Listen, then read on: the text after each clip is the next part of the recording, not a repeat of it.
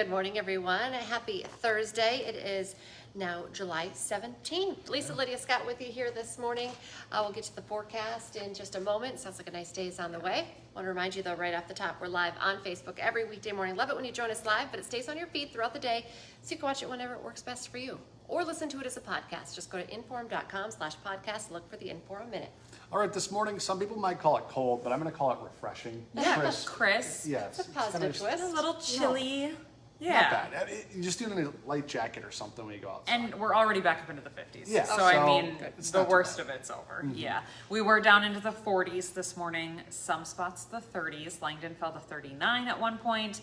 I've started to get pictures of people's thermometers, especially from low-lying spots and kind of the boggy spots in Minnesota, anywhere between 36 to 38 this morning. Wow.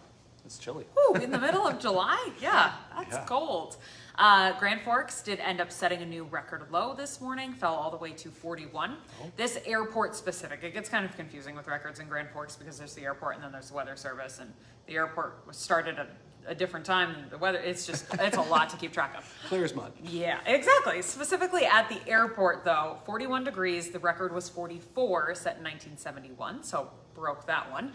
Here in Fargo, we tied the record. We fell to 43. The record was 43 from 1885, so a really old record that we tied today. Temps already back up into the 50s. We'll end up in the 70s this afternoon. Not too hot, not too cold. Sunshiny sky, couple afternoon clouds, light wind, low humidity, good air quality. I feel like it's rare that we get a combination of all of those things on one day. Happens to be the opener of the Downtown Street Fair today, so a nice day for that. Clouds will start to thicken up late this evening into the overnight, and we start watching out for some scattered showers and rumbles of thunder overnight, scattered about the region. I'd say starting 2, 3 o'clock in the morning, so hopefully while you're sleeping. Continues off and on, again, scattered about the region throughout your Friday. I can't really pinpoint exactly one spot at exactly one time.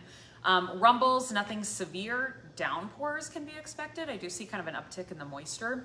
Some areas could end up with an inch or so of rain for tomorrow, so a decent soaking. Shouldn't rain all day in any one spot, and then winds down from the west to the east through the afternoon toward the evening. That all clears out, and it leaves us dry for the weekend, but wildfire smoke fills in, so kind of hazy on Saturday. Reductions in air quality, visibility looking likely. I don't see it being as thick as last Saturday, if you want a comparison, but hazy nonetheless. It'll be out there. Clears out on Sunday, partly cloudy, and temps are back up into the 80s starting on Sunday, which then kicks us off into a very hot and sticky pattern. I have temperatures mid to upper 80s. Dew points make it feel even hotter, likely feeling like the low 90s a lot, and then very active. Several thunderstorm chances next week. Right now I'm thinking Monday, Tuesday, Wednesday, Friday, Saturday-ish looks likely, so almost daily thunderstorm chances next week. Yeah. That's that. You know what I learned on GMA today? It's World Emoji Day. Because, this is the interesting part, when you look at your emojis on your phone, the calendar emoji, always year-round, it says July 17th. Oh. And that's today. All right. I did not Good to realize know. that. Yeah, so there's your fun fact How for about today. that? Okay, Thanks for that's the all. fun Thanks. fact. Good to know. Well, we're tracking breaking news for you this morning. A Grand Forks man has been arrested following what's being called an attempted sexual assault. Police say that Andrew Urbitowski forced himself into a neighbor's apartment, grabbed a hold of her, and told her he wanted to sleep with her, and then pushed her against a kitchen counter. The woman was able to break free without being hurt. She ran to a friend's apartment where she was able to call police. Now, Urbitowski has been arrested for burglary, terrorizing, felonious restraint, and attempted sexual assault. Minnesota State Senator Nicole Mitchell could take the stand in her own defense today. She's accused of breaking into her late father's home in Detroit Lakes, where her stepmother still lived. She struggles with Alzheimer's and was sleeping at the time. Mitchell was dressed in all black and broke in through a basement window. The defense is arguing Mitchell was simply trying to check on her stepmother. They hinted that she could be taking the stand. We will let you know if she does actually do that. If convicted, she faces up to 20 years in prison. A former UND professor will be in Polk County Court today after being arrested in a prostitution sting. Deputies arrested 50-year-old Kinley Rick Chu as part of the operation. Court records show Chu thought he was meeting with a 17-year-old in Crookston, but it was actually an undercover officer. Fargo police say they tracked a man to Moorhead after he allegedly made 2 threatening calls to Essentia Health Hospital in Fargo.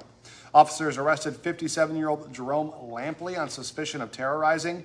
Staff immediately notified police when that threat came in on Wednesday morning. The building was placed in lockdown and appointments were canceled as a precaution. Essentia says operations did return to normal by noon. Well, today it's Moorhead's turn to spray for mosquitoes. You'll see the truck out spraying starting right around 8 tonight. Moorhead City staff say mosquito numbers are up this summer. All right, the historic Moorhead Dairy Queen is giving you a chance to buy a piece of its history. DQ is holding a silent auction for its current patio furniture, consisting of 4 picnic tables and 2 benches. All the proceeds are going to be included in a Miracle Treat Day donation to Sanford Children's. The auction started on Monday. It goes until next Monday. That's July 21st. If you want to bid, you have to go down to Moorhead DQ on 8th and Main. Today's a big day. The downtown Fargo Street Fair kicks off at 10 this morning. There are more than 200 vendors this year. It runs from 10 to 9 today and tomorrow. Wraps up a little bit earlier on Saturday. It's open from 10 to 5. Gonna be busy down there. Yeah, especially today. Great day Yeah. to go to the street fair, shop, maybe go for lunch even. Yeah, absolutely. Sounds good to me. Today on Hot Mic with Dom Izzo, after guiding the Dragons to one of their best seasons in school history, Tim Bergstrasser was hired at Denver. We'll catch up with the former MSUM coach as he brought 5 former Dragons with him.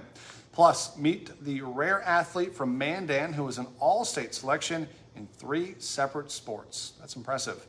Hot Mic is live from 9 to 11 on WDAY Extra and on Inforum.com. And remember, now it's a great time to get that Inform.com subscription. Your all-access pass to all these news, weather, sports headlines.